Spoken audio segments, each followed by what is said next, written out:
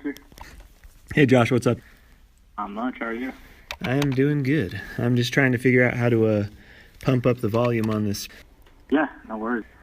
Thank you for being one of the very first guinea pigs to come on to the Communications URFLT podcast. You are the parental leave pioneer. You are the leader. Yeah. So we want to ask you a couple questions about that. But first, Okay.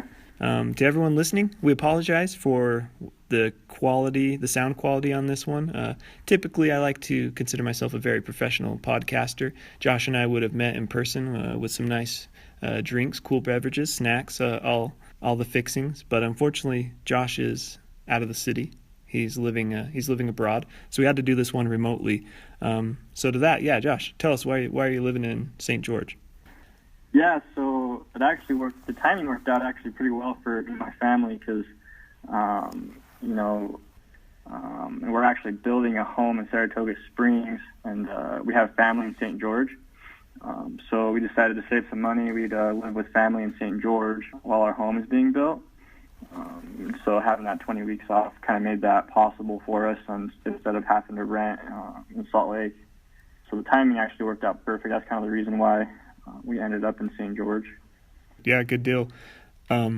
So yeah, I was going to ask if you were renting your house to someone while you were gone, but yeah, if you're building, this is ideal timing. So, how far along are you guys with the parental leave anyway? So I think we're about 2 months in, so we got about 2.5 months left. I think my return date is August 21st. Nice. Okay. You could have planned it better. If you would have had a baby starting in August, you could have had all the football season, but... That's true. I know. Next time, another one. Yeah. What's been the best part of parental leave so far? So for me, the best part is just spending time with family, especially my kids. I think my last couple kids we had during my previous jobs, I didn't have any time off. I actually had to work the next day when my son was born, and so I really haven't had this kind of time off. And so it's been really nice to be able to kind of enjoy that time with my newborn son and also my 2 other kids. My previous jobs I only got to really see bits and pieces of that time, and so I think that's probably the best part for me. If you had to take the kids out of the equation, if we took family out, what would you say the best part is? I would say being able to. I've been really focusing on my just living a healthier lifestyle, just like eating better and exercising more. So I've been kind of making that my hobby. When I'm not with my family, just trying to focus on that again, so that when I come back to work, I can kind of get into a routine again and live just a little bit healthier. I was going to ask you a question about that. So I'm forecasting if there were a time when I was on parental leave, I could just see me. I mean, on the one hand, you should be able to exercise more, like you're saying. On the other hand, I could see myself eating 6 bowls of cereal for breakfast, a couple donuts, pizza for lunch. So I was going to ask you, if you're comfortable answering, I mean, you don't have to answer this one if you don't want to. Are you plus or minus in terms of pounds gained or lost so far through parental leave? So I'm actually trying to gain weight, and so I'm up about since I started working out. So the good weight. Yeah. Well done. Well done. So the good pounds, but yeah, I'm trying to gain some weight. I think Maury probably starting like a pool or something over in controllership. See, everybody's probably guessing how much I'm going to weigh when I get back. Oh, shoot. So do I need to edit this out? Do I need to bleep out what you said so that there's no insider trading, insider info? Oh, no, I'm joking. I don't think he really did that, but I can see Maury doing something like that, starting a pool. I could see that. When have you had, or let me put it this way, when was the last time you had this much time off of work or school? How far back do you got to go? Oh, man, you got to go back to high school, I think. And even then, I've always really had like a part-time summer job. So if you wanted to go like when I didn't have a job, that'd probably be like middle school. Yeah, well, that's the same for me. All right. Are you checking your emails while you're on break, or? So I'm actually go through them every day and just kind of delete them. I don't really, unless it's like something I think might benefit me when I get back, I'll just delete it. But I try to keep them organized. When I get back, I don't have like 10,000 emails to go through. Nice. All right. You guys got any vacations planned during the break? I know it's tough because you've got, the tiniest kid, but anything exciting on the horizon? Nothing too exciting. We kind of did a big trip last October. We all went to Australia for a couple of weeks. So this year is kind of a smaller vacation. I think we're going to go just do Vegas for a week with the family. Go to I think Tahiti Village. Cool. For some nights, and I think that's probably going to be our vacation this year. What about your golf game? Are we seeing dividends in that during the time off?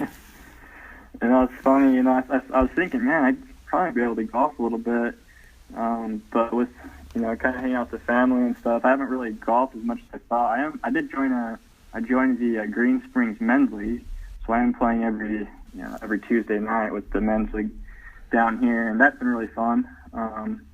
My dad's actually working there, and I play with my brother, so that's been some good times. But golf game wise, I haven't quite improved too much.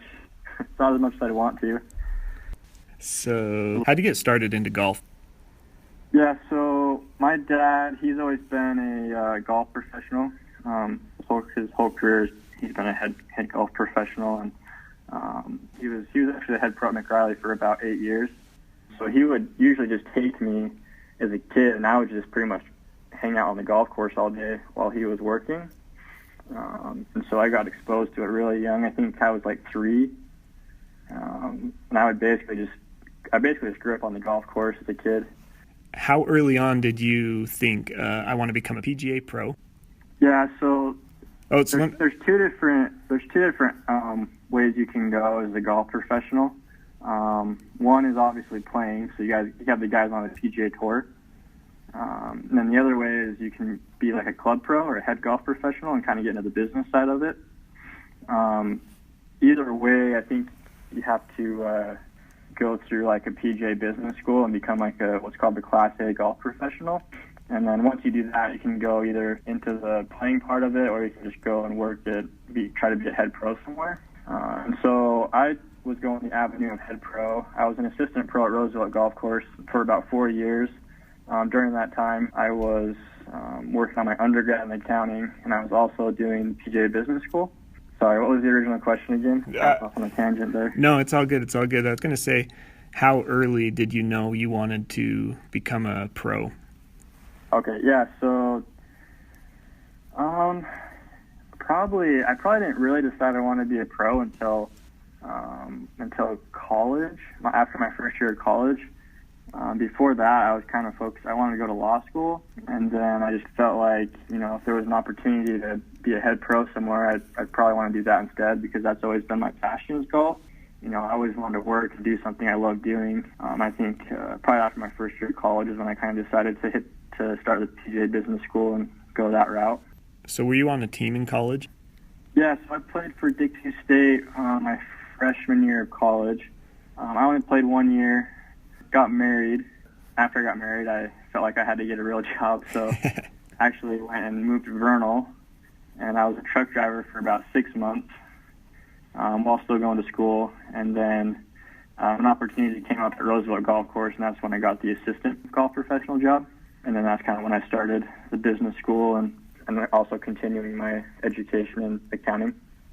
So you were doing accounting, you were doing golf. This brings me to perhaps my most important question. I'm going to give you 3 things that you've accomplished. I want you to tell me which was the hardest, all right? Number 1, becoming a CPA. Number 2, becoming a PGA pro. Number 3, reporting to Maury Carlson. Oh, man. Put me in a tough spot there. Definitely Maury. It has to be. No, just kidding. I would say the CPA. All right, I could believe it. Yeah.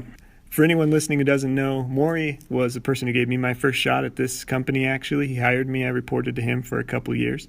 It was a great time, so no shade intended. Maury and I do disagree on one critical thing.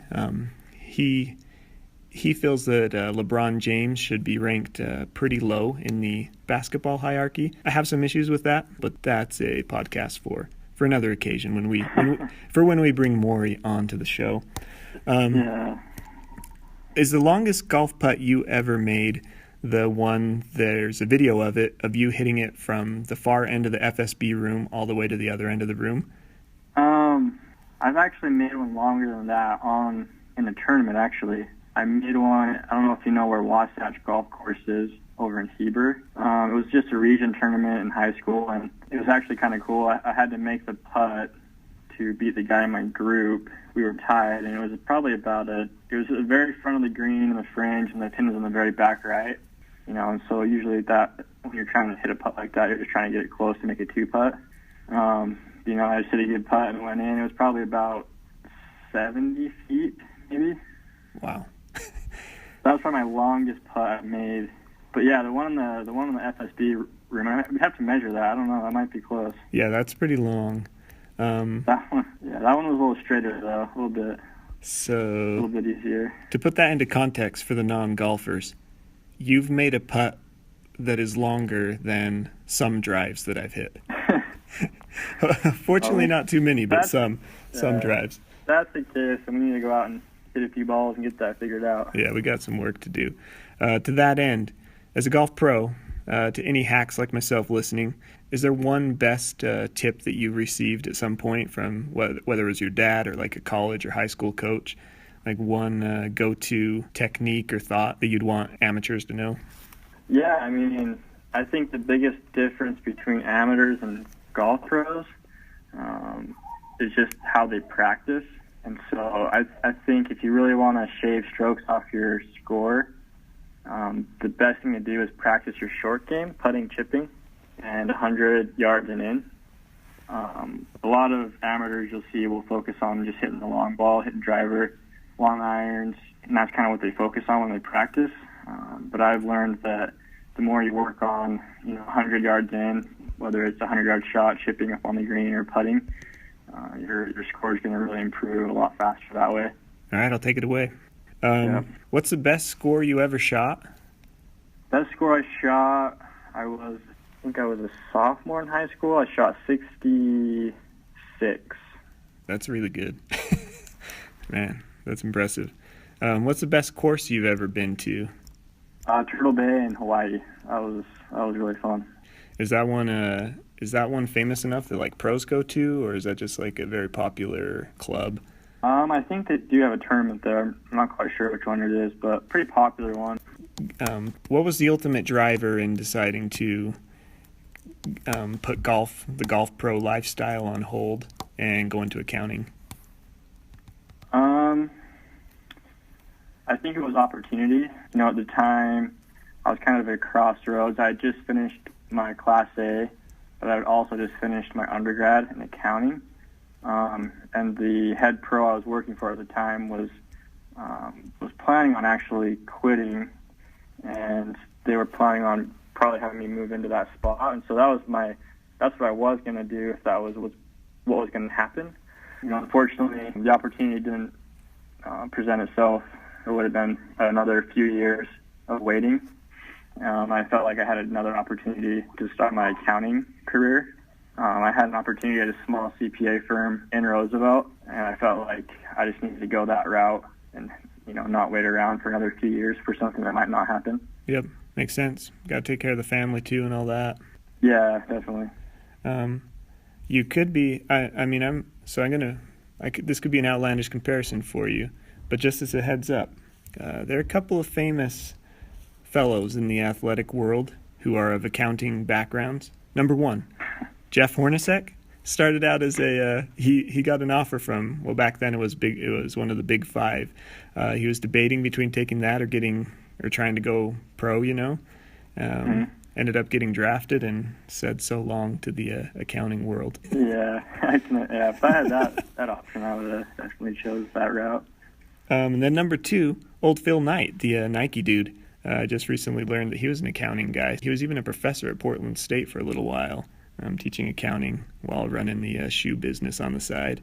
And, it's obvious which one of those two career paths won out. But anyway, I didn't mean to get us off on too many tangents, just to say... that's cool. Just to say that there are examples that could perhaps guide you into the pro lifestyle at a future date. Not that I want to boot you from Amex or anything, but... Yeah, it'll take a lot more practice than what I'm currently doing. All right. I think that wraps it about up. Thanks, listeners, for tuning in to the URFLT podcast. And for you future parents out there, consider Josh's example of healthy living and exercise. I'm speaking directly to you, Thomas Law. And all right, everybody. See you. Thanks, man. You too. All right, bye.